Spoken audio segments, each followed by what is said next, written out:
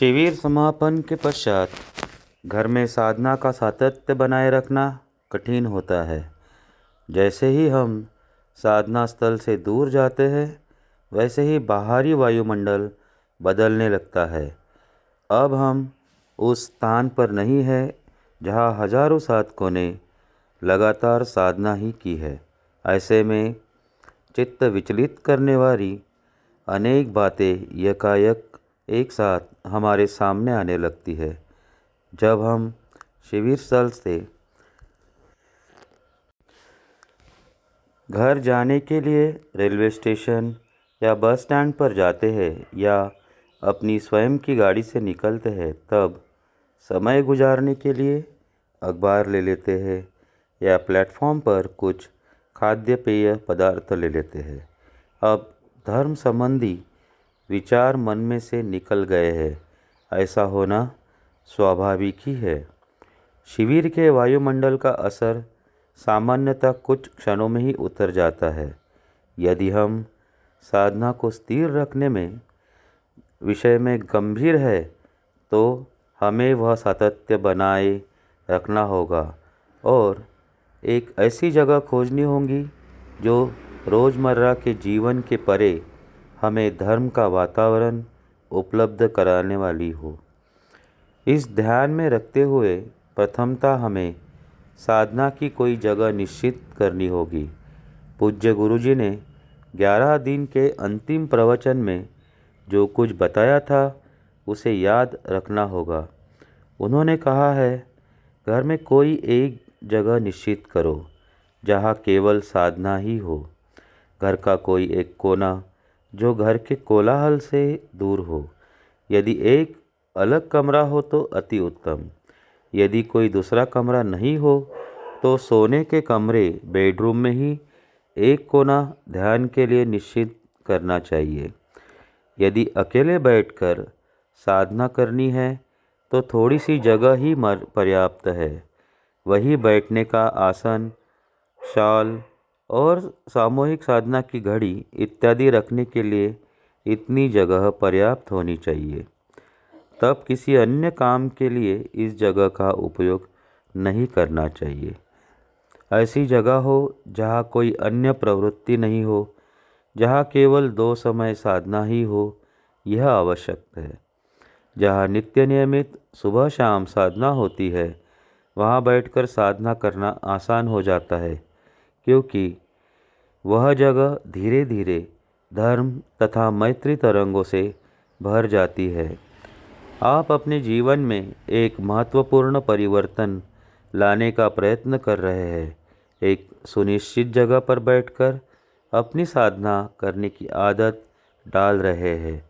आप उस जगह अपना चित्त शुद्ध करने के लिए बैठते हैं। वह जगह ऐसी होनी कि जहाँ किसी अन्य प्रकार के उपसर्ग के बिना आप धर्मपथ पर चलने का अभ्यास करते हैं। यह जगह आपको सीधे रास्ते पर रखेगी। वह आप साधना करना नहीं भूले। यही वह साधना करने की पूरी तैयारी है। यूँ समझिए कि वह धर्म कक्ष ही है। 10वें दिन यानी मैत्री के दिन बोलना शुरू हो जाता है। आपने देखा होगा, उस दिन सभी कुछ बदल जाता है। बहिर्मुख होते ही साधना संबंधी विचार निकल जाते हैं। उस दिन दोपहर 2:30 बजे से जो सामूहिक साधना होती है, वह बहुत महत्वपूर्ण होती है। शिविर केंद्र से घर लौटने के बाद आप देखेंगे कि उस दिन 2:30 बजे की सामूहिक साधना में बैठना कितना कठिन हो गया था। इस साधना के दौरान आपने अनुभव किया होगा कि यह साधना बिल्कुल अलग ही थी। बहिर्मुखी होने के कारण चित्त एकाग्र करना, सांस की जानकारी रखना, संवेदना का अनित्य बोध, यह सब पहले से कठिन हो गया था, क्योंकि वाचाल होने के कारण चित्त एकाग्र नहीं हो पाता। बैठने के उपरांत शरीर में दुख संवेदनाएं होती है। कुछ समय बाद हमें ऐसा लगता है कि साधना ठीक नहीं हो रही है, परंतु प्रयत्न करते करते उस सामूहिक साधना के दौरान अंततः आपका मन पुनः उतना ही शांत हो जाता है जितना कि सुबह मंगल मैत्री की साधना से पहले 9 बजे था। उसी घटना की पुनरावृत्ति शाम 6 बजे वाली सामूहिक साधना के समय होती है। यह बड़ा महत्वपूर्ण सबक है। यदि आप सतर्क नहीं होंगे तो आपको श्वास और संवेदना की जानकारी नहीं होगी। नित्य नियमित साधना का महत्व इसी कारण से है। यह आपको समझ में आने लगेगा। बाहरी दुनिया में क्या चल रहा है इसकी आप पूरी जानकारी होगी। आप सामान्य रूप से नित्य नियमित व्यवहार करते रहेंगे। आपको ऐसा महसूस भी नहीं होगा कि आप कुछ गलती कर रहे हैं, लेकिन आप ध्यान नहीं कर पाएंगे क्योंकि वह बहुत कठिन है। ऐसा सहज कि आपका मन मान लेगा यह स्थिति वास्तव में खतरनाक है। जब भी चित्त विचलित हो या भटक रहा हो या शरीर पर अप्रिय संवेदनाएं हो रही हो, तब आप यह भ्रम होगा कि अब साधना रोक देनी चाहिए। यदि साधना बंद करने का विचार करते हैं तो उस विचार के साथ साथ और कई विचलित करने वाली बातें जुड़ जाएगी। साधना ठीक होनी चाहिए, इसके लिए संवेदना के अनित्य बोध का ज्ञान नितांत आवश्यक है। यह केवल नित्य साधना द्वारा ही संभव है। संवेदना किस प्रकार की हो, इसका चुनाव सुखद या दुखद के बाहर निकलकर जो सच्चाई है वह यथास्थिति आपको स्वीकार करनी चाहिए। एक उदाहरण, जब मैं अनेक वर्ष यात्रा करके हमारे गांव आया था, तब मुझे महसूस हुआ कि वहाँ कुछ भिक्षुक साधक रहते हैं। साधना में इन भिक्षुओं की मदद मिलेगी ऐसा मुझे पूरा विश्वास था।